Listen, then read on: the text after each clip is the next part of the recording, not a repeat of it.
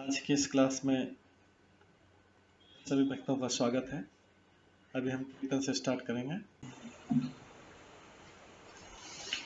जय राधा माधव कुंज बिहारी, जय राधा माधव कुंज बिहारी, जय गोपीजन वल्लभ गिरिवर धारी, जय गोपीजन वल्लभ गिरिवर धारी, यशोदानंदन व्रज जनरंजन, यशोदानंदन व्रज जनरंजन, यमुना तीरा वनचारी, यमुना तीरा वनचारी, जय राधा माधव कुंज बिहारी, जय राधा माधव कुंज बिहारी, हरे कृष्णा कृष्णा कृष्णा हरे हरे, हरे राम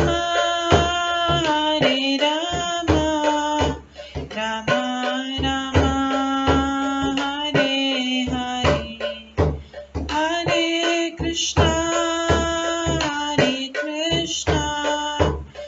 कृष्णा कृष्णा हरे हरे, हरे राम राम राम हरे हरे, हरे कृष्णा कृष्णा कृष्णा हरे हरे,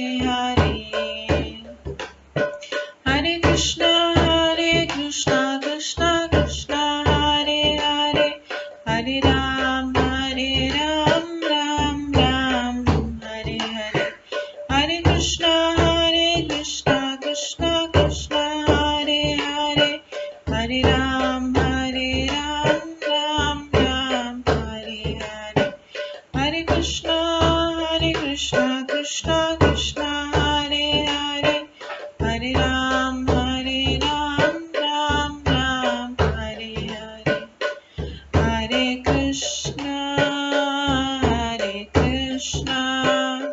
कृष्णा कृष्णा हरे हरे, हरे राम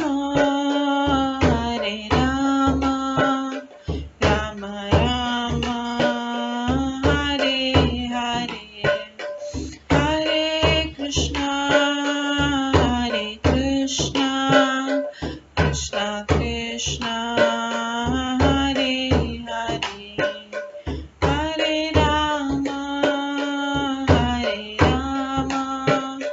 राम राम हरे हरे, जय राधा माधव राधे, जय राधा गोविंद राधे, जय गौरनताय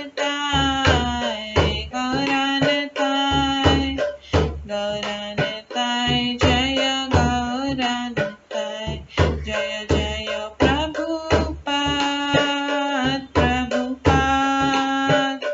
प्रभुपाद जय जय प्रभुपाद, जय जय गुरुदेव जय जय गुरुदेव, नित्य गौर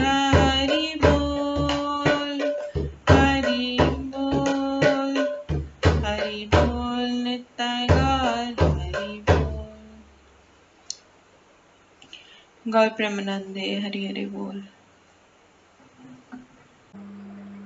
हरे कृष्णा। आज की इस क्लास में सभी भक्तों का स्वागत है। अभी मंगलाचरण से स्टार्ट करेंगे।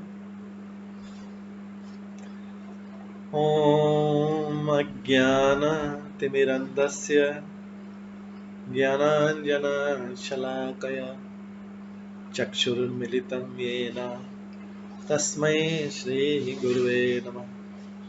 श्रीचैतन्यमनोभीष्टं स्थापितं येन भूतले स्वयं रूप कदा मह्यं ददाति स्वपदान्तिकम्।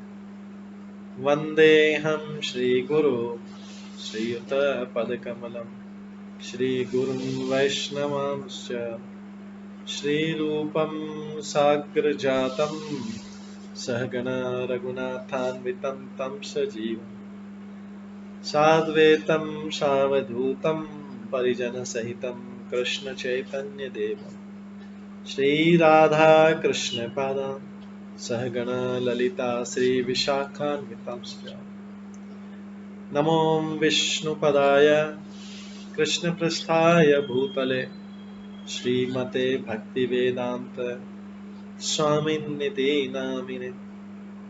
नमस्ते सरस्वती देवे गौरवाणी प्रचारिणे निर्विशेषा शून्यवादी पाश्चात्य देशातारिणे वाञ्छाकल्पतरुभ्यश्च कृपा सिन्धुभ्येव च पतितानां पावनेभ्यो वैष्णवेभ्यो नमो नमः। जय श्री कृष्ण चैतन्य प्रभु नित्यानंद श्री अद्वैत गदाधर शिवासादि गौर भक्तवृंद। हरे कृष्णा कृष्णा कृष्णा हरे हरे, हरे राम राम राम हरे हरे। ओम नमो भगवते वासुदेवाय। ओम नमो भगवते वासुदेवाय। ओम नमो भगवते वासुदेवाय। नारायणं नमस्कृत्य नरं चैव नरोत्तमं देवीं सरस्वतीं व्यासं ततो जयमुदीरये। नष्टप्रायेषु भद्रेषु नित्यं भागवत सेवया भगवते उत्तम श्लोके भक्तिर्भवति नैष्ठिकी। कृष्णाय वासुदेवाय देवकी नंदनाय च नन्दगोपकुमाराय गोविन्दाय नमो नमः। सर्ववेदान्तसारमे श्रीभागवतम् इष्यते तद्रसामृतात् नान्यत्र स्याद्रति क्वचित्। आराध्यो भगवान् ब्रजेश तनयस्तनुधाम वृन्दावन रम्या काचिदुपासना व्रजवधूवर्गेण या कल्पिता। श्रीमद्भागवतं प्रमाणम् अमलं प्रेम कुमार्थमः श्रीचैतन्य महाप्रभुमतम् इदं तत्रादरो न परम्। मूकं करोति वाचालं पङ्गुलङ्घयते गिरिं यत्कृपातमहं वन्दे परमानन्दमाधवम्। हरे कृष्णा।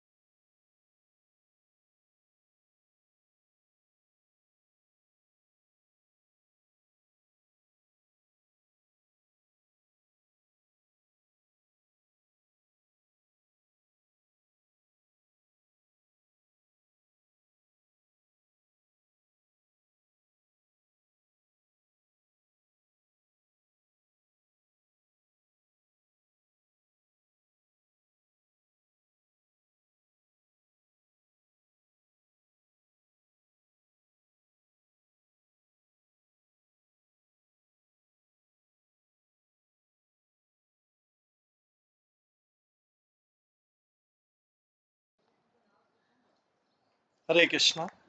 आज की इस क्लास में सभी भक्तों का स्वागत है।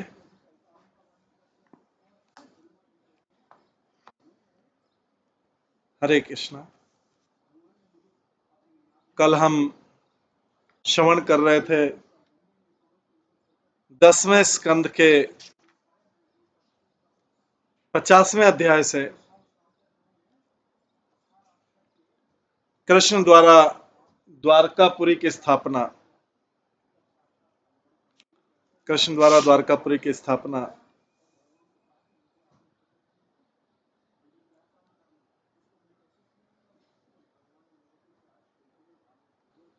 इसमें है कृष्ण द्वारा द्वारकापुरी की स्थापना।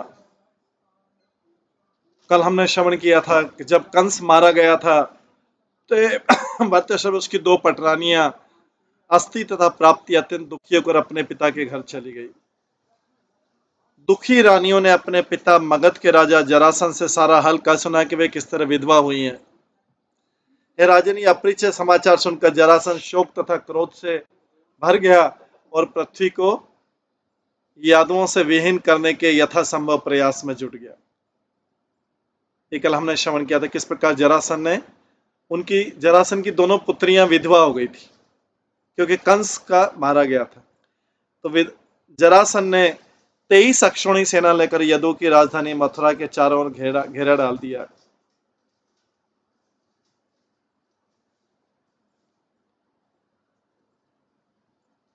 यद्यपि पूर्ण पुरुषोत्तम भगवान कृष्ण इस संसार के आदि कारण है, किंतु जब इस पृथ्वी पर अवतरित हुए तो उन्होंने मनुष्य की भूमिका निभाई।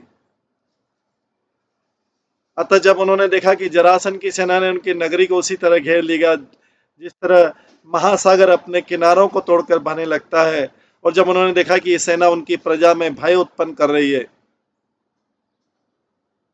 तो भगवान ने विचार किया कि देश काल तथा उनके वर्तमान अवतार के विशिष्ट प्रयोजन के अनुकूल उनकी उपयुक्त प्रतिक्रिया क्या होनी चाहिए। तो भगवान की प्रतिक्रिया देश काल तथा उनके वर्तमान अवतार के विशिष्ट प्रयोजन के अनुकूल उनकी उपयुक्त प्रतिक्रिया होनी चाहिए।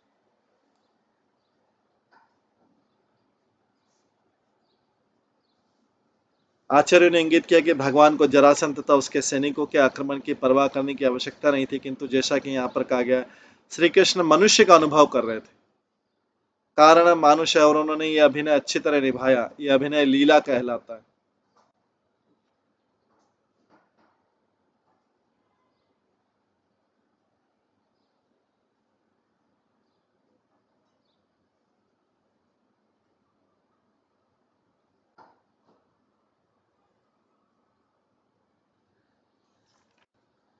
इसके पश्चात भगवान ने सोचा कि चूंकि पृथ्वी पर इतना भार है, अतः मैं जरासन की सेना को विनष्ट कर दूंगा, जिसमें अक्षौणी पैदल सैनिक, घोड़े, रथ तहाती हैं, जिसे मगध के राजा ने अपने अधीनस्थ राजाओं से बटोर कर यहाँ लाकर खड़ा किया। किंतु मुझे जरासन को नहीं मारना चाहिए, क्योंकि भविष्य में वो निश्चित रूप से दूसरी सेना जोड़ लेगा।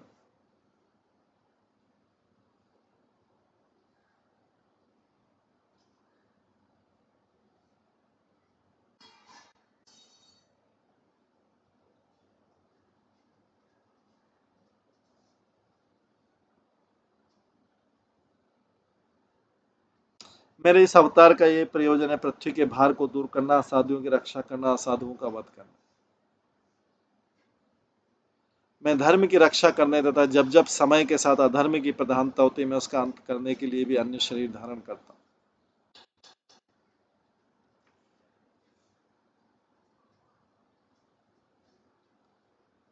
11वें श्लोक से प्रारंभ करें। एवं ध्यायति गोविंदे आकाशात सूर्यवर्चसो रथोपस्थितो सद्य स सुतो स परिच्छदो।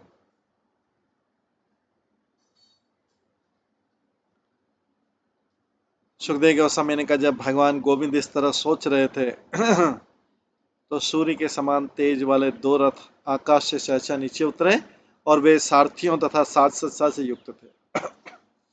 जब भगवान गोविंद इस तरह से युद्ध करने का सोच रहे थे तो उसी समय भगवान के सोचने मात्र से दो रथ उतर गए और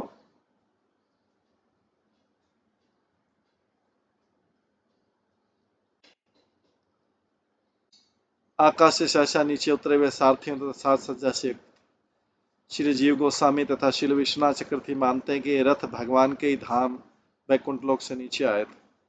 भगवान के श्रद्धालु भक्त भगवान की अद्वितीय प्रौद्योगिकी को देखकर अपार हर्ष प्राप्त करते हैं।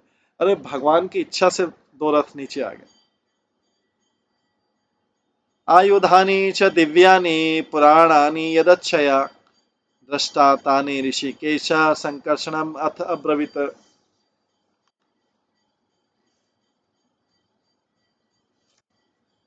उसी समय भगवान के देवी अवतार भी हथियार भी स्वतः उनके समक्ष प्रकट हो गए। उन्हें देखकर इंद्रियों के स्वामी श्री कृष्ण ने भगवान संकर्षण से कहा।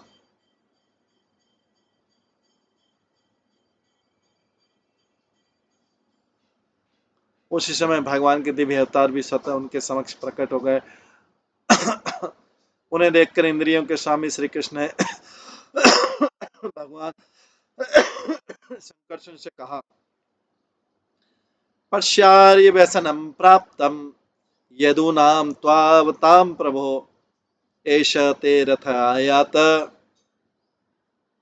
दयितानि आयुधानि च एतत् अर्थम हीनो जन्म साधूनाम ईश शर्म कृत विशति अनीकाख्यायम भूमे भारम अपाकुरे।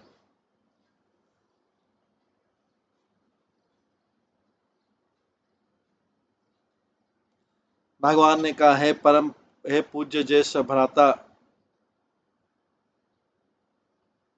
भगवान ने कहा, हे पूज्य ज्येष्ठ भ्राता, आप अपने आश्रित यदुओं पर आए इस संकट को तो देखिए।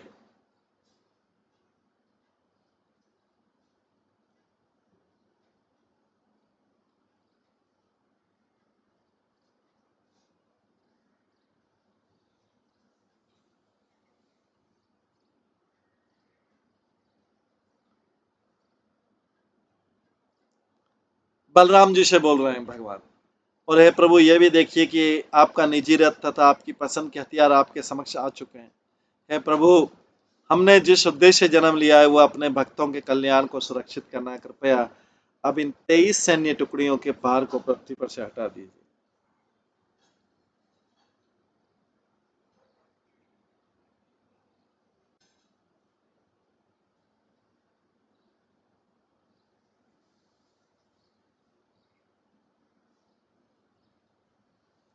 एवं सम्मंत्रे दार्शाहो दंशितो रथिनो पुरात् निर्जगमतु स्वयायुध आड्यो बलेन अल्पयसाव्रतो।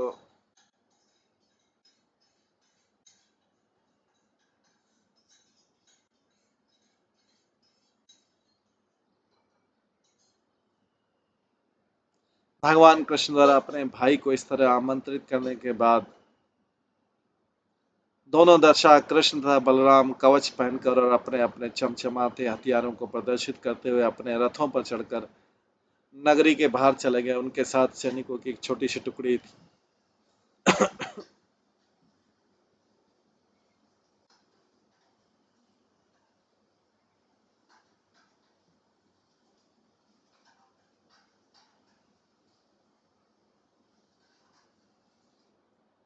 भगवान कृष्ण द्वारा अपने भाई को इस तरह आमंत्रित करने के बाद दोनों दशा कृष्ण तथा बलराम कवच पहनकर अपने अपने चमचमाते हथियारों को प्रदर्शित करते हुए अपने रथों पर चढ़कर नगरी के बाहर चले गए। उनके साथ सैनिकों की छोटी सी टुकड़ी थी। शंखम दद्मो विनिर्गत्य हरि दारुक सारथि तथा भूत पर सैन्यानाम हृदय वित्रासवे पितो। जब भगवान कृष्ण दारुक द्वारा हाके जा रहे थे तो अपने रथ पर चढ़कर नगरी से बाहर आ गए।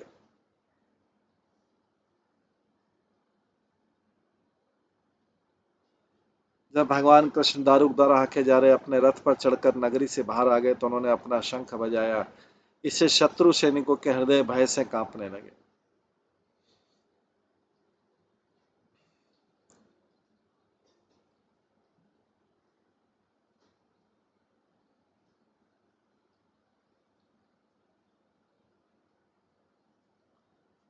तावाहमागतो वीक्ष्य हे कृष्ण पुरुषाधम न त्वया योद्धुम् इच्छामि बालेन एकेन लज्जया गुप्तेन हि त्वया मंद न योत्सेयाहि बंधुहन।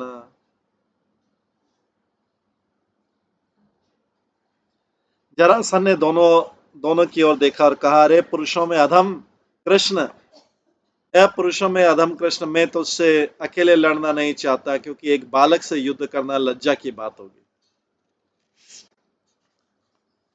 जरासंध ने दोनों बच्चों की तरफ देखा, कृष्ण बलराम, और उनसे बोलते, अरे पुरुषों में अधम, मैं तो उससे लड़ना नहीं चाहता, क्योंकि बालक से युद्ध करने में लज्जा होगी। अरे अपने को गुप्त रखने वाले मूर्ख, अपने संबंधियों की हत्या करने वाले, तू भाग जा, मैं तो उससे युद्ध नहीं करूंगा।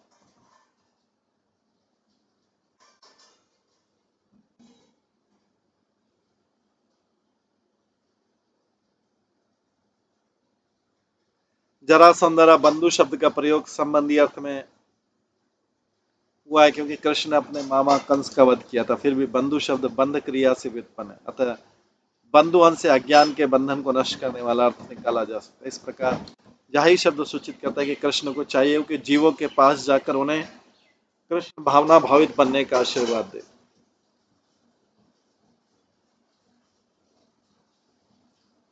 तब राम यदि श्रद्धा युद्धस्व धैर्यमुद्वह हित्वा वा मत्सरे छिन्नम देहम स्वयाहि माम जहि।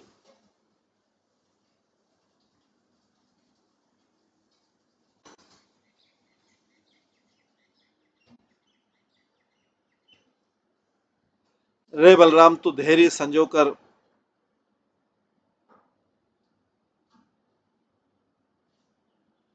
रे बलराम, तू धैर्य संजोकर मुझसे लड़।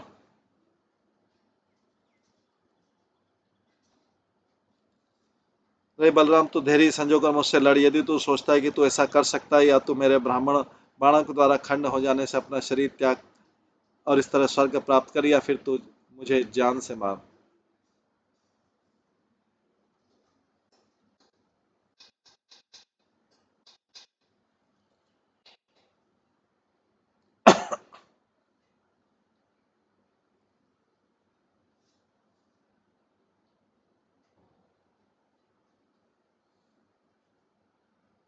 रे बलराम, अभी जरासंध जो है कृष्ण से तो बात लड़ना नहीं चाहता है, बोले मैं तुमसे युद्ध नहीं करूंगा, तुम बालक हो।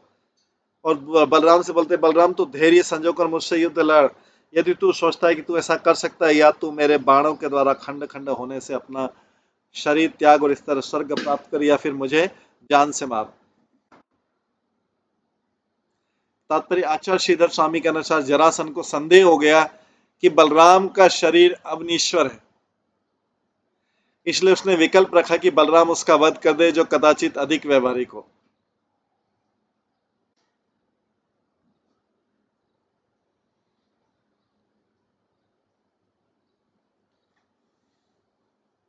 तो बोल रहे हैं ऐसा कि या तो तू मेरे बाणों के द्वारा खंड खंड होने से अपना शरीर त्याग और इस तरह स्वर्ग प्राप्त कर, या फिर तू मुझे जान से मार। श्री भगवान वाच न वे शूरा विकतन्ते दर्शयन्ति एव पौरुषम न ग्रहिम वच राजन्नातुरस्य मुमूर्षुतः। भगवान ने कहा, असली वीर केवल डींगे नहीं मारते हैं, अपितु अपने कार्य के द्वारा पराक्रम का प्रदर्शन करते हैं।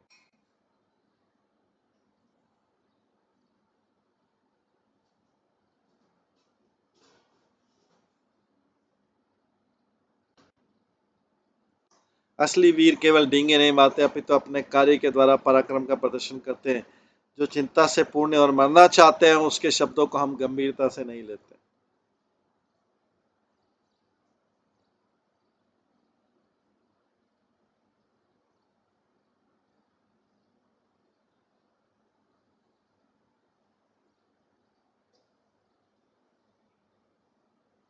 असली वीर केवल डींग नहीं मारते, अपितु अपने कार्य के द्वारा पराक्रम का प्रदर्शन करते हैं। जो चिंता से पूर्ण और मरना चाहते हैं, उसके शब्दों को हम गंभीरता से नहीं ले सकते। जरासुतस्थो अभिसत्य माधव महाबलौघेन बलीयसा वृणत् ससैन्ययान् भज वाजी सारथि सूर्याननो वायुव्यभ्ररेणुः।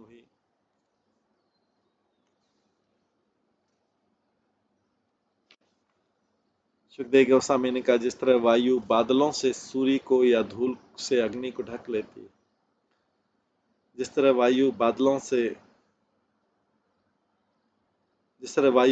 से सूर्य को या धूल से अग्नि को ढक लेती है, उसी तरह जरा का पुत्र मधु के दोमश की ओर चल पड़ा और उसने अपनी विशाल सेनाओं से उन्हें तथा उनके सैनिकों, रथों, पताकों, घोड़ों तथा सारथियों को घेर लिया।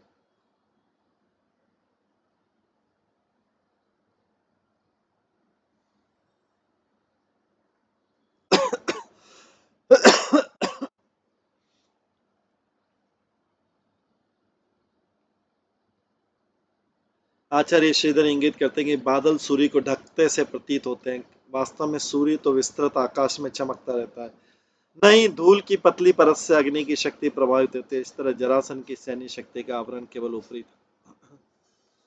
सुपर्णताला ध्वज चिन्हितो रथो अलक्ष्यन्त हरिरामयो मृधे स्त्रिया पुरट्टालक हम हर्म्य गोपुरम समाश्रिता सम्मुचादिता।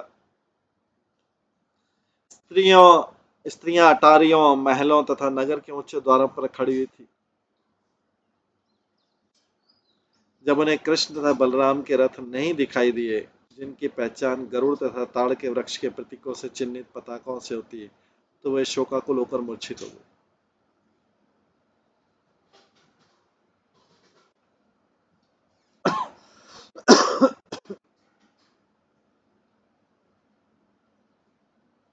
स्त्रियां अटारियों, महलों तथा नगर के ऊंचे द्वारों पर खड़ी हो गई थी। जब उन्हें कृष्ण तथा बलराम के रथ नहीं दिखाई पड़े, जिनकी पहचान गरुड़ तथा ताड़ वृक्ष के प्रतीकों से चिन्हित पताकों से होती, तो वे शोकाकुल होकर मूर्छित हो गए। यहाँ पर स्त्रियों का विशेष उल्लेख, क्योंकि कृष्ण बलराम के प्रति उनकी असाधारण आसक्ति थी। ये जो द्वारकापुरी की स्त्रियों की कृष्ण बलराम के प्रति विशेष आसक्ति थी, इसलिए वो स्त्रियां अटारियों, महलों तथा नगर के ऊंचे द्वारों पर खड़ी हो गई थी जब उन्हें कृष्ण तथा बलराम के रथ नहीं दिखाई दी, जिनकी पहचान गरुड़ तथा ताड़ वृक्ष के प्रतीकों से चिन्हित पताकों से होती थी। तो एक के रथ पे गरुड़ है और एक के रथ पे ताड़ वृक्ष।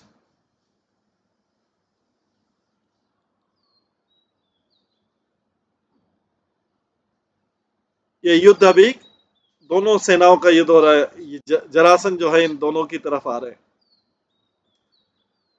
हरिपरनीक हरिपरानीक पया मुचामो शिली मुखातिलबण वर्ष पीड़ितम ससैन्यमालोक सुरासुरचित वसुवर्जयत् शांग असन्नुत शांग सरसन्नुत्तमम्।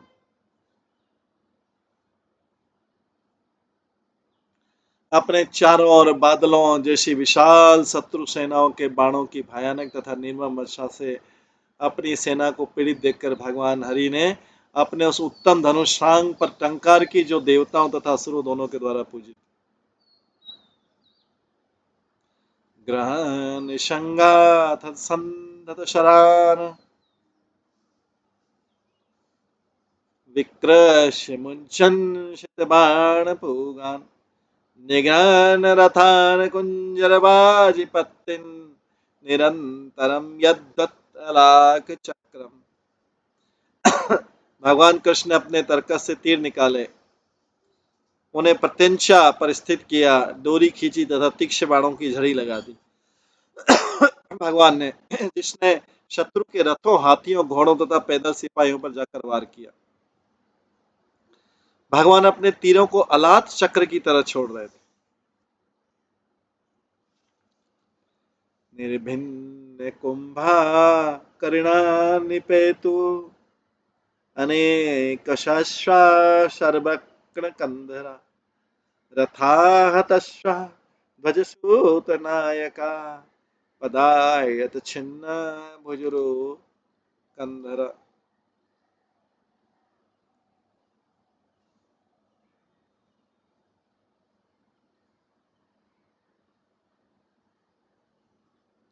हाथी धराशायी हो गए, उनके माथे फट गए, कटी गर्दन वाले सेना के घोड़े गिर गए, रथ घोड़ों झुंडों सारथियों तथा स्वामियों समेत टूट टूट कर गिर गए, और कटी भुजाओं जांगों तथा कंधों वाले पैदल सिपाहियों ने दम तोड़ दिया। सच्छेदमाना द्विपद्य भवाजिना अंग प्रसूता शतसहस्रकापग भुजाय पुरुष शीर्ष कच्छपा हत दीप दीपा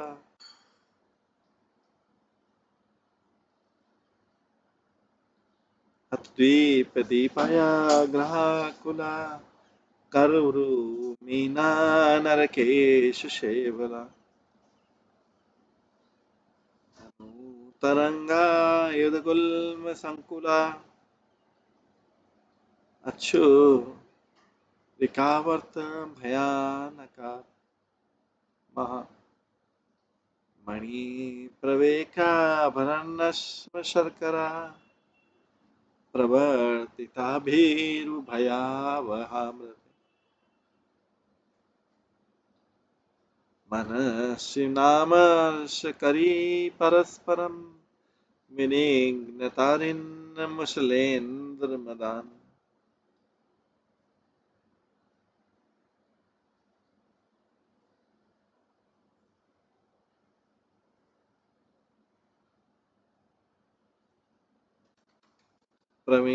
प्रवर्तिताभिर्भयावहामृदे मनस्विनां हर्षकरी परस्परं विनिघ्नतारिन्न मुसलेन दुर्मदान् संकर्षणेनापरिमेय तेजसा बलम्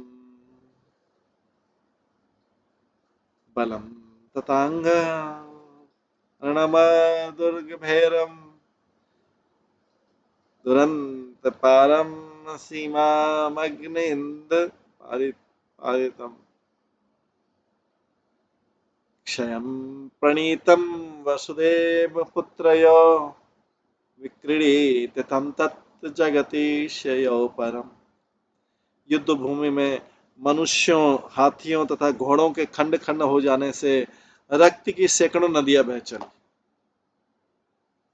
युद्ध भूमि में मनुष्यों, हाथियों तथा घोड़ों के खंड खंड हो जाने से रक्त की सैकड़ों नदियां बह चली। इन नदियों में बाहें सर्पों के तुल्य, ऐसा ऐसा घमासान युद्ध हुआ कि उसमें बाहें जो थी उस सर्पों लोगों की हाथ काट काट कर बाहें सर्पों के तुल्य, मनुष्य के सिर कछुओं की तरह, मृत हाथी दीपों की तरह तथा मृत घोड़े घड़ियालों की तरह प्रतीत होते। खून की नदियां बह गई। युद्ध किसके किसके बीच में था? कृष्ण, बलराम और जरासन की सेना। उनके हाथ तथा जांघें मछली की तरह, मनुष्य के बाल सिवार की तरह, बाण लहरों की तरह तथा विविध हथियार झाड़ुओं के कुंज जैसे लग रहे थे। रक्त की नदियां इन सारी वस्तुओं से पड़ी थी। रथ के पहिए भयावन भंवरों जैसे और बहुमूल्य मोती तथा आभूषण तेजी से बहती लाल रंग की नदियों में पत्थर तथा रेतों की तरह लग रहे थे, जो कार्यों में भय था और बुद्धिमानों में हर्ष उत्पन्न करने वाले थे। अपने हलायुद्ध के प्रहारों से अत्यधिक शक्तिशाली बलराम ने मगधेंद्र की सैनिक शक्ति विनष्ट कर दी। यद्यपि वह यह सेना दुर्लभ सागर की भांति अथाह भयानी थी, किंतु वसुदेव के दोनों पुत्रों के लिए, जो कि ब्रह्मांड के स्वामी, वो युद्ध खिलवाड़ से अधिक नहीं था। स्थिति उद्भवन्तम भुवन्यत्रस्य समाहिते अनंत गुण सुलीलया न तस्य चित्रं परपक्ष निग्रह तथापि मत्यानुविदस्य वर्ण्यते। जो तीनों लोकों के सृजन, पालन और संहार को एक साथ संपन्न करने वाले हैं तथा जो असीम दिव्य गुणों वाले हैं, उनके लिए विरोधी दल को दमन कर देना आश्चर्यजनक नहीं। भगवान के लिए विरोधी दल को मारना बिल्कुल आश्चर्यजनक। तो भगवान जब यहाँ पे अवतार लेते हैं तो जैसा कि पहले बता चुका है, उस काल और उस परिस्थिति में क्या कार्य करना है। अगर युद्ध करना है तो भगवान युद्ध करेंगे, अगर दया करना है तो दया करेंगे, अगर उदासीन रहना तो उदासीन रहेंगे। तो भगवान जो कृपा कर रहे हैं, तो यहाँ पे दुष्टों को मार के कृपा कर रहे हैं और भक्तों का प्रेम करके कृपा कर। तो भगवान जब कृपा करने आते हैं तो ऐसा नहीं कि सब जगह दयालुता, सो कॉल्ड दयालुता का प्रदर्शित कर रहे हैं। दुष्टों का यहाँ पे खून की नदियां बह गई और स्वयं भगवान लड़ रहे हैं। तो भगवान कब किस कार्य के करने के लिए आते हैं, ये उनके ऊपर कृपा है, मार के कृपा है। कई बार मार के कृपा है, उनका वध करके कृपा है, और कई बार उनके ऊपर दयालुता दिखा के कृपा है। ये भगवान की कृपा है। तो कोई बोल सकता है कि अरे भागवत में युद्ध की नदियां बह गई, बाहें तैर रही हैं, उसमें सिर तैर रहे हैं, शरीर तैर रहे हैं, ऐसा भगवान ने युद्ध किया। यस, ऐसा युद्ध किया।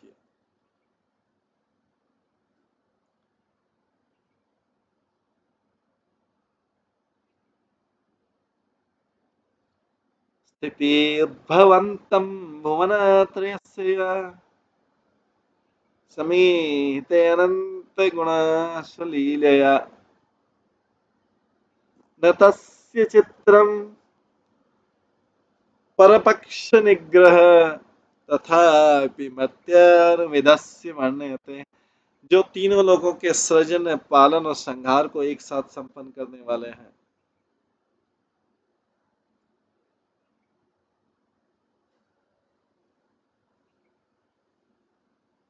जो तीनों लोगों के सृजन, पालन और संहार को एक साथ संपन्न करने वाले हैं तथा जो असीम दिव्य गुणों वाले हैं, उनके लिए विरोधी दल का दमन कर देना आश्चर्यजनक नहीं। फिर भी जब भगवान मानव आचरण का अनुकरण करते हुए ऐसा करते हैं तो साधुगण उनके कार्यों का गुणगान करते हैं।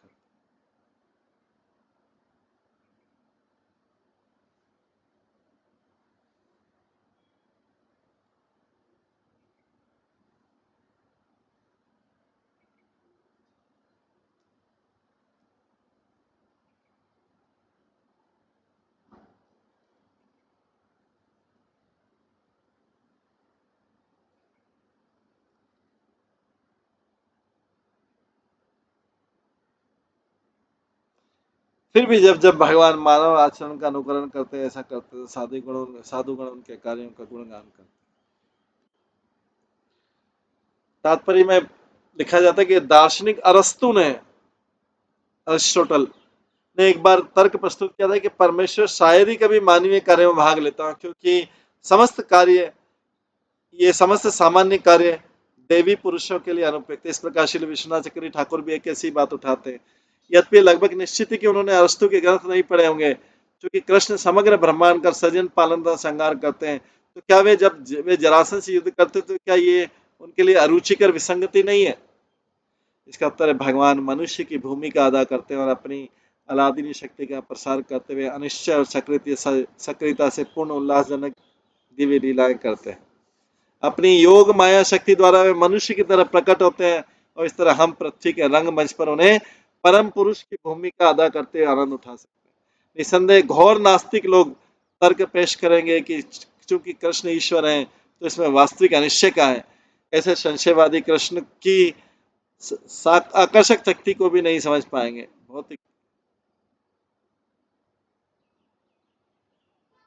भौतिक मंच पर भी सौंदर्य तथा अभिनय का अपना मोह का औचित्य है। इस तरह हम कृष्ण को उन्हीं के लिए प्रेम करते हैं, हम कृष्ण को उन्हीं के लिए प्रेम करते हैं, उन्हीं के लिए उनके सौंदर्य की प्रशंसा करते हैं और कृष्ण की लीलाओं का हम आनंद लेते हैं, क्योंकि वे सचमुच अपने अपने में अद्भुत है।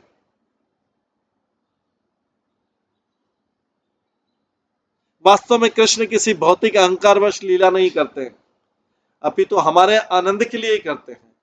और इस तरह आध्यात्मिक लीलाओं का प्रस्तुतिकरण उन शुद्ध हृदय वाले जीवों के असीम दिव्य आनंद के लिए है। ये भगवान की लीलाओं में उनको आनंद आएगा जो ईश्वर से, भगवान आध्यात्मिक लीलाओं का प्रस्तुतिकरण उन शुद्ध हृदय वाले जीवों के असीम दिव्य आनंद के लिए जो ईश्वर से ईर्ष्या नहीं करते हैं और ये कृष्ण द्वारा संपन्न प्रेम कार्य।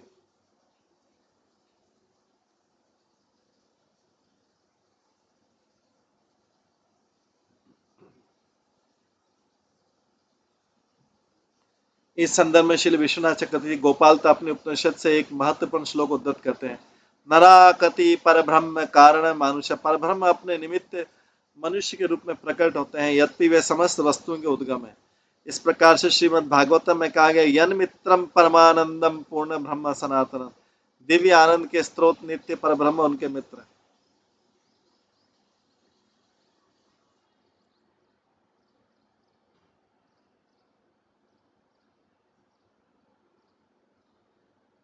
जग्राह विरथम रामो जरासंदम महाबलम, हतानि का विश्वासुसम सिंह सिंह मेवोजुषा। रथ विहीन तथा सारे सैनिक मारे जाने से जरासन के पास केवल श्वास शेष रह गई थी। जरासन कितना बड़ा बड़ा डींग मार रहा था, मैं ये कर दूंगा वो कर दूंगा। अब ये अकेला बचा, जरासन के पास केवल श्वास बची थी शेष, उसको उसी समय मारा जा सकता था, उसी समय कृष्ण बलराम मार देते। 23 अक्षौणी सेना लेके आया था, 23 अक्षौणी सेना, और बड़ी बड़ी डींग हार रहा था।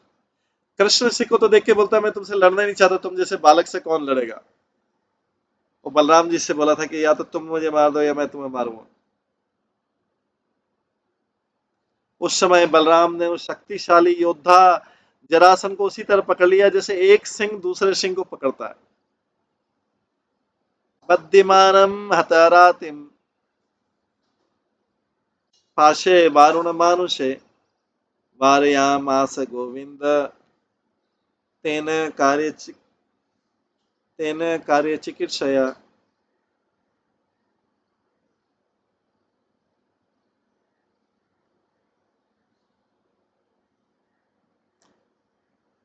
अनेक शत्रुओं का वध करने वाले बलराम जरासन को वरुण के देवी पास से तथा अन्य लौकिक वस्तुओं से बांधने लगे।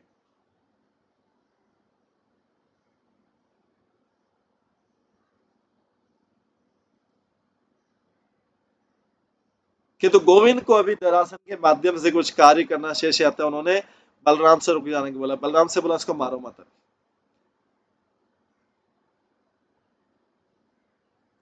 हतारति मतलब जिसने अपने शत्रु को मार दिया और जिसके माध्यम से उसके शत्रु मारे जाएंगे। विचारपूर्ण टिप्पणी श्री विश्वनाथ चक्रवर्ती ठाकुर ने की।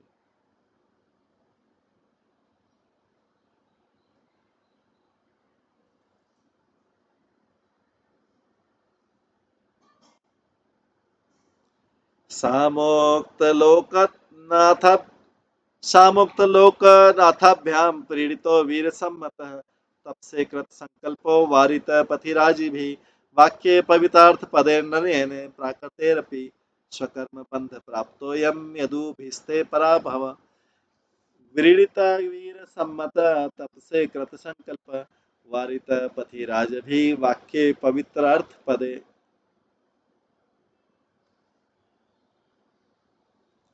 आवाक्ये अर्थ पद नयने प्राकृते अपि स्वनिज कर्म बंध, प्राप्त अयम यदुभी ते पराभव। जरासंध जिसको योद्धा अत्यधिक सम्मान देते थे, जब ब्रह्मांड के दोनों स्वामीनों से छोड़ दिया,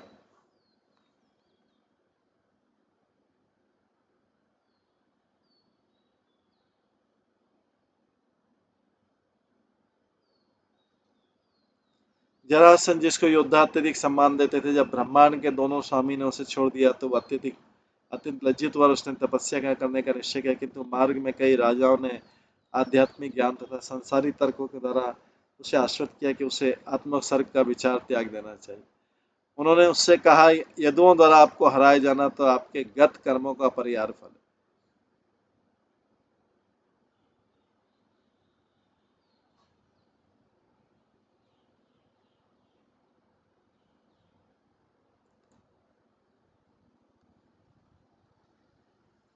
जरासंध जिसको योद्धा अत्यधिक सम्मान देते थे। जब ब्रह्मांड के दोनों स्वामी ने उसे छोड़ दिया, चलो तुमको छोड़ दिया, किसी बहुत बड़े पृथ्वी लेवल के योद्धा को छोड़ दिया, बोले ठीक है तुमको हरा के छोड़ दिया, जाओ जाओ।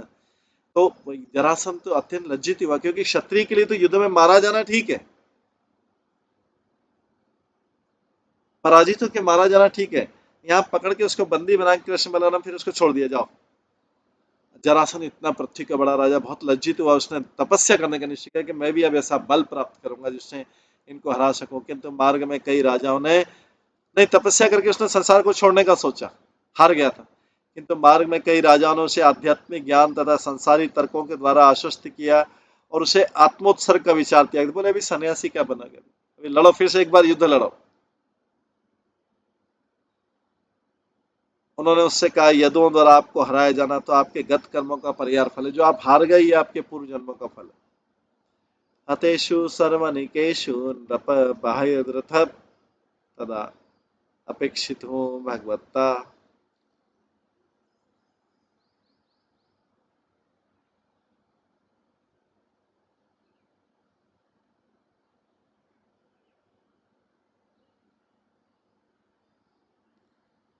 हतेषु सर्वनिकेषु नृप प्रायद्रथ तदा उपेक्षित हो भगवता मगदान।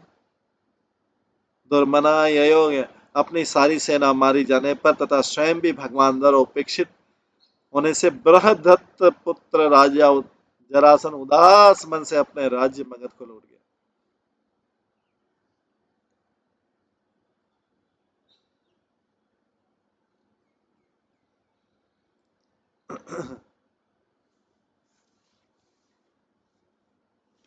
श्लोक नंबर 35-36। मुकुंदापि अक्षत बल निस्तीर्ण अरि बल बलार्मण विकीर्ण्य बाण कुसुमे त्रिदशे विकीर्णे माना कुसुमे त्रिदशे अनुमोदित माथुरे उपसंगम्य विज्वरे मुक्ति मुदितात्म भी उपगीयमान विजय सूते मागध बंदिवी। भगवान मुकुंद ने अक्षत पर अपनी अक्षत भगवान मुकुंद ने अक्षत अपनी पूर्णता से सेना के द्वारा अपने शत्रु की सेनाओं के समुद्र को पार कर लिया। स्वर्ग के निवासियों ने उन पर फूलों की वर्षा की और उन्हें बधाइयां दी। मथुरा के निवासी अपनी ज्वर युक्त चिंता से मुक्त होकर तथा हर्ष से पूरित होकर उनसे मिलने के लिए बाहर निकल आए और सूक्तों मागधों तथा बंदी जलों ने उनकी विजय में प्रशंसा की। शंख दुंभयाने दु भेरी तुर्यानि अनेकशः वीणा वेणु मदंगानि पुरं प्रविशति प्रभो। सिक्त मार्गम हस्तजनां पताकाभि अभ्यलंकतां निर्गोष्ठां ब्रह्म घोषेण वतुव आबद्ध तोरणम।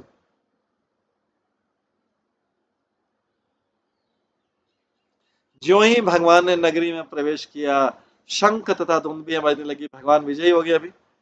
और अनेक ढोल तुरैया वीणा बंशी तथा मृदंग एक साथ बजने लगे। रास्तों को जल छिड़का गया था, सर्वत्र पताकाएं लगी थी तथा प्रवेश द्वारों को समारोह के लिए सजाया गया था। उसके नागरिक उत्साहित थे और नगरी वैदिक स्त्रोतों के उच्चारण से गूंज रही थी। निचीयमान नारी भी माल्य दधि अक्षतंकुरे निरीक्ष्यमाणा सस्नेह पुर स्नेहम प्रीति उत्कलित लोचने।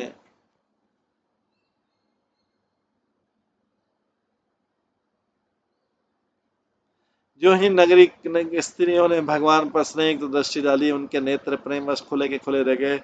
उन्होंने भगवान पर फूल मालाएं दही अक्षत वक्र तथा नाराकोनों की वर्षा की।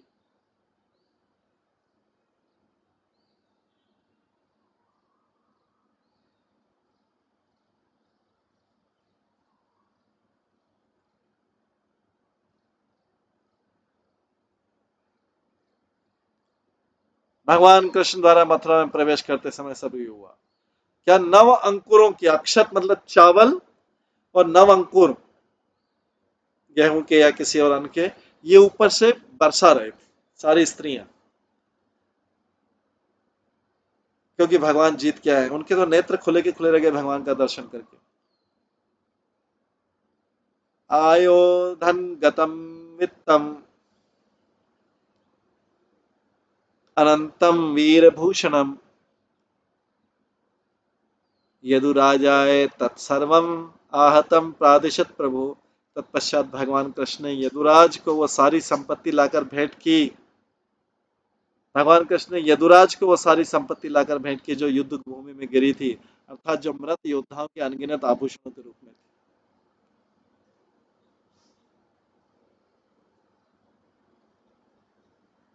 तब श्री विश्वनाथ चक्रवर्ती ठाकुर कहते हैं कि घोड़ों तथा अन्य पशुओं से भी रत्न जटित आभूषण एकत्र किए गए थे।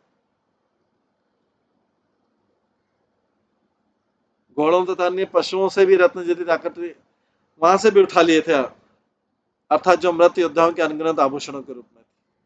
यहाँ पर अति शंकालु मनुष्य की जानकारी है तो ये बतला दे कि जरासंध स्पष्ट उद्देश्य से मथुरा आया था कि वो कृष्ण बलराम सहित नगरी के सारे लोगों की हत्या कर देगा। भगवान अपनी अहेतु की कृपा से बद्ध जीवों को मजा चखाकर उनकी सहायता करते हैं। मजा चखाते हैं लेकिन फिर भी उन पर कृपा कर रहे हैं, मार के भी कृपा कर रहे हैं, जिससे प्रकृति के नियमों तथा भगवान के अस्तित्व के विषय में अधिक संवेदनशील बने रहे। इससे लोग भगवान के प्रति सेंसिटिव बने रहे, तो भगवान भी मजा चखाते हैं। अंततः कृष्ण ने जरासंध तथा युद्ध में मारे गए अन्य वीरों को मुक्ति प्रदान की। जरासंध को भी मुक्ति प्रदान कर दी असुरता, क्योंकि भगवान के हाथों मारा गया ना। भगवान बड़े कठोर हैं, भगवान बड़े कठोर है किंतु देशपूर्ण नहीं। तो जैसे कई बार कोई राजा या कोई व्यक्ति बहुत कठोर हो सकता है लेकिन द्वेषपूर्ण नहीं, द्वेषपूर्ण ज्यादा खतरनाक है। तो भगवान बड़े कठोर है किंतु द्वेषपूर्ण नहीं, वस्तुतः में दया के सागर। एवं सप्तदश कृत्वा तावती अक्षुणी बल युयुधे मागध राजा यदुपि कृष्ण पालिते। मगध मगध का राजा इस तरह से 17 बार पराजित तो रहा। फिर इन पराजयों से वो अपनी कई अक्षुणी सेनाओं से यदुवंश की उन सेनाओं के विरुद्ध लड़ता रहा जो श्री कृष्ण द्वारा संरक्षित। अक्षिण्वन्तत् बलं सर्वं वृष्णय कृष्ण तेजसा हतेषु स्वेषु अनेकेषु त्यक्त अगातारिभिः नृपः। भगवान कृष्ण की शक्ति से वृष्णिजन मतलब यदुवंशी जरासंध की सारी सेना को नष्ट करते रहे। जब उसके सारे सैनिक मार डाले गए तो राजा जरासंध को अपने शत्रुओं द्वारा छोड़ दिए जाने पर पुनः वहां से चला जाता रहा, शर्मिंदा होकर चला गया। इतनी बड़ी बड़ी डींगे हार रहा था, मैं ये कर दूंगा, मैं वो कर दूंगा, मैं वो कर दूंगा, मैं सारी मथुरा को नष्ट कर दूंगा, सारे यदुवंश खत्म कर दूंगा, कृष्ण बलराम का वध कर दूंगा। अभी हार के खाली हाथ चला गया। उसको जानबूझ करके खाली हाथ छोड़ दिया था, मारा नहीं, क्योंकि कृष्ण का आइडिया था कि वो फिर से असुरों को इकट्ठा करके लाएगा, फिर इधर आएगा, फिर मारेंगे हम, फिर इकट्ठा करके लाएगा। तो इसलिए काम का आदमी के सारे असुरों को हमारे सामने ले आएगा, हमको जगह जगह जाने की जरूरत पड़ेगी नहीं, खुद ढूंढ के ले आएगा। इस तरह से 17 बार 17 टाइम्स जरासंध की हिम्मत भी देखो, हार के 17 बार हारा, 17 टाइम्स आके मथुरा में आ रहा। लेकिन उसका एक, हालांकि भगवान का भक्त नहीं था, फिर भी उसका डिटर्मिनेशन देखिए। अष्टादशम संग्रामे आगमिनी ततंतरा नारद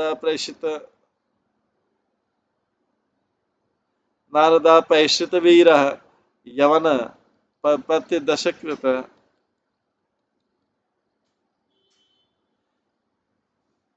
जब 18वां युद्ध होने ही वाला था तो काल यमन नामक एक बर्बर योद्धा जिसे नारद ने भेजा था युद्ध क्षेत्र में प्रकट हुआ। रुरोध मथुरामेत्य त्रिशबी मलिच्छ कोटि भी नरलोके च प्रतिद्वंदित वृष्णिन श्रुत्वात्म सम्मितान। मथुरा करिश यमन ने 3 करोड़ बर्बर मलिच्छ सैनिकों समेत उस नगरी में घेर डाला। ये मलिच्छ सैनिकों के साथ आए थे।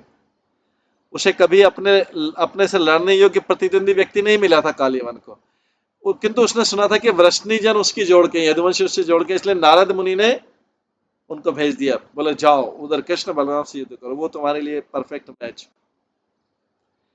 तात्पर्य श्री विश्वनाथ चक्रवर्ती ठाकुर ने काल यवन के इतिहास के बारे में विष्णु पुराण से कहा है। एक बार गार्ग्य कि साले ने मजाक में उन्हें नपुंसक कह दिया था। जब यादवों ने सुना तो जी भरकर हंसे। इस हंसी से क्रुद्ध होकर गार्ग्य दक्षिण दिशा में ये सोचते हुए चल पड़े, भगवान मुझे एक पुत्र दो।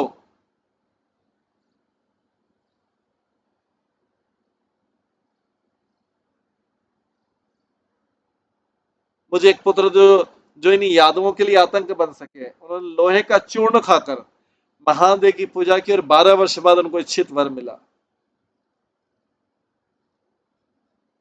बाद में जब यवनों के संतानहीन राजा ने उनसे एक पुत्र के लिए प्रार्थना की तो गार्ग्य ने यवन की स्त्री से एक पुत्र उत्पन्न किया था जिसका नाम कालयवन था। उसमें शिव के महाकाल रूप से क्रोध था। एक बार कालयवन ने नारद से पूछा कि समय पृथ्वी पर सबसे बलवान राजा कौन है? नारद ने उत्तर दिया, यदु लोग हैं, यदुवंशी हैं। इस तरह नारद द्वारा बताए जाने पर कालयवन मथुरा में प्रकट हुआ। तम दृष्टा अचिंत्यत कृष्ण संकर्षणम सहाय वन अहो यदुनाम रजिनम प्राप्तम ही अभूयत महत। जब भगवान कृष्ण तथा भगवान शंकरषण ने कालयवन को देखा तो कृष्ण ने स्थिति पर विचार किया और कहा, ओह, अब तो यदु पर 2 वर्ष संकट आ पड़ा है। एक तरफ जरासन आने वाला है और दूसरी तरफ कालयवन आ गया। यहाँ देखते कि यद्यपि कृष्ण ने जरासन को 17 बार अनेक विषमताओं के होते पराजित किया, फिर भी उन्होंने कालयवन की सेना का तुरंत संहार नहीं किया, कालयवन को अभी मारा नहीं तुरंत। इस तरह शिवजी द्वारा गार्ग्य को शिवजी ने जो गार्ग्य को वर दिया था उसको अक्षत रखा, जैसा कि पिछले श्लोक के तात्पर्य। यवनायम निरुंधे यवनायम निरुंधे अस्मान्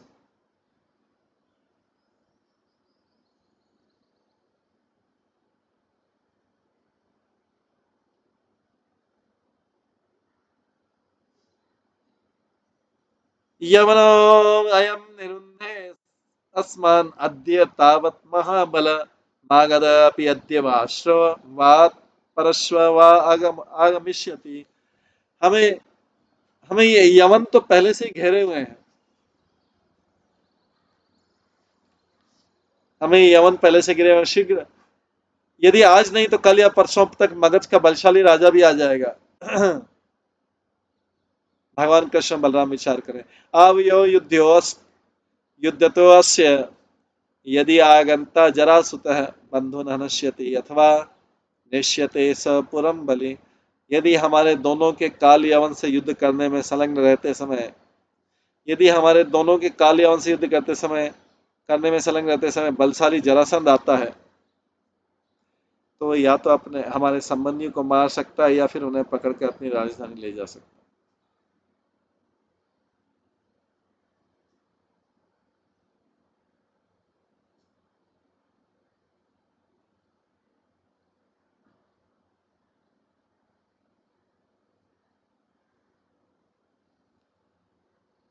तस्मादद्य विदास्यम दुर्गम द्विपदुर्गमम तत्र ज्ञातीन समाधाय यवनम घात्यामय। हम तुरंत एक ऐसा किला बनाएंगे जिसमें मानवीय सेवा प्रवेश न कर पाए। अपने पारिवारिक जनों को उसमें वसा देने के पश्चात हम मलेच्छ राज का वध करेंगे, फिर यमन राज का वध। पहले द्वारका नगरी बना लेते हैं। और इस प्रकार बलराम से सलाह करने के बाद भगवान ने समुद्र के भीतर 12 योजन परिधि वाला एक किला बनाया जिसका सरकमफेरेंस जिसका वृत्त था 12 योजन वाला। इस किले के भीतर उन्होंने एक ऐसा नगर बनाया जिसमें एक से बढ़कर एक अद्भुत वस्तुएं उपलब्ध। ये द्वारका नगरी थी। इस नगर के निर्माण में विश्वकर्मा के पूर्ण विज्ञान तथा शिल्प कला को देखा जा सकता था। उसमें चौड़े मार्ग थे, व्यवसायिक सड़कें थी, चौराहे थे जो विस्तृत भूखंड पर बनाए गए थे। उसमें भव्य पार्क थे और स्वर्गलोक से लाए गए वृक्षों तथा लताओं से युक्त बगीचे भी थे। उसके गोपुर के मीनारों के ऊपर सोने के बुर्ज थे जो आकाश को चूम रहे थे। उनकी अटारियां स्फटिक मणियों से बनी थी। सोने से आच्छादित घरों के सामने का भाग सुनहरे घड़ों से सजाया गया था और उनकी छतें रत्न जटित थी तथा फर्श में बहुमूल्य मरकत मणि जटे थे। घरों के पास ही कोषागार, भंडार तथा आकर्षक घोड़े के अस्तबल थे जो चांदी तथा पीतल के बने हुए थे। प्रत्येक आवास में एक चौकसी बुर्जी थी और घरेलू अर्च विग्रह के लिए मंदिर था। यह नगर चारों वर्णों के लोगों से पूरित था और यदियों को स्वामी श्री कृष्ण के महलों के कारण विशेष रूप से अलंकृत।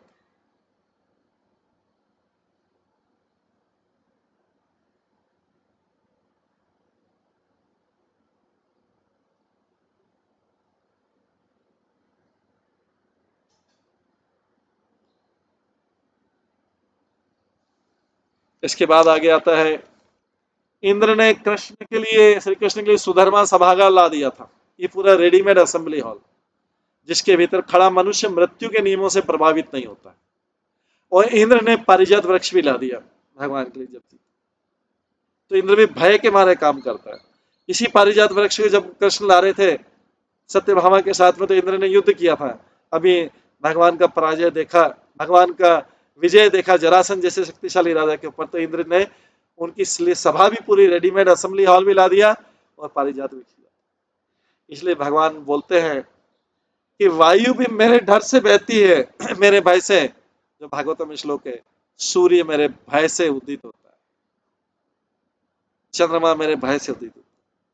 ये भौतिक संसार भगवान के भय से चलता है, लेकिन जो भगवान के शुद्ध भक्त होते हैं वो भगवान से प्रेम से उनको वश में करते। वरुण ने मन के समान वेग वाले घोड़े दिए, जिनमें से कुछ शुद्ध श्याम रंग के थे। सब भगवान को भेंट करें, क्योंकि भगवान ने भी जरासंध को पराजित किया। कुछ श्याम थे, कुछ सफेद थे। देवताओं के कोषाध्यक्ष कुबेर ने अपनी 8 निधियां दे दी भगवान को, और विभिन्न लोकपालों ने अपने ऐश्वर्य प्रदान किए।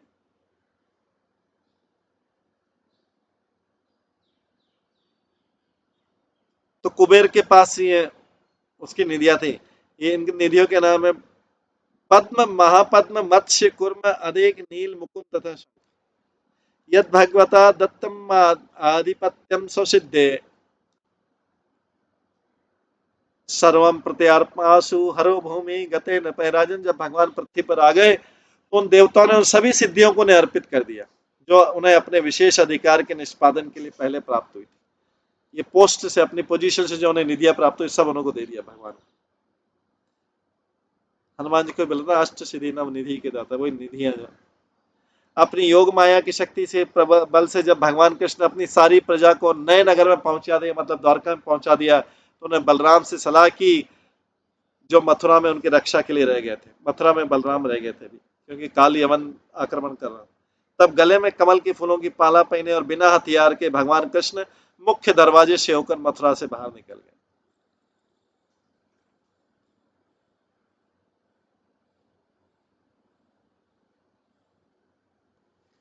इस प्रकार से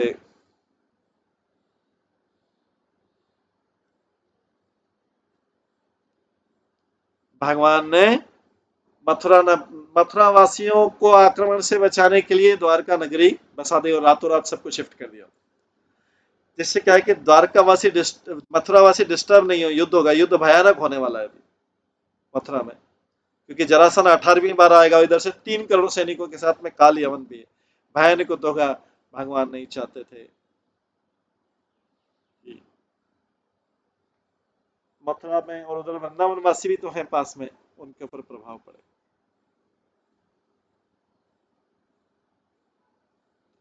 इस प्रकार से युद्ध होता है। इसके पश्चात काल यवन को कैसे मारा जाएगा और मुचुकुंद का कैसे उद्धार होगा, ये हम अगले अध्याय में श्रवण करेंगे। और जरासंध के सामने भगवान कैसे भागकर चले जाते, कल के इस क्लास में श्रवण करेंगे। आज की क्लास को यहीं पे विराम देते हैं। सभी भक्तों का बहुत बहुत धन्यवाद। सब भक्तों के लिए एक बार हरे कृष्ण महामंत्र का जप करते हैं। हरे कृष्णा कृष्णा कृष्णा हरे हरे, हरे राम राम राम हरे। श्रीमद् भागवतम महापुराण की जय। श्रील प्रभुपाद की जय। सभी भक्त गणों की जय। हरे कृष्णा।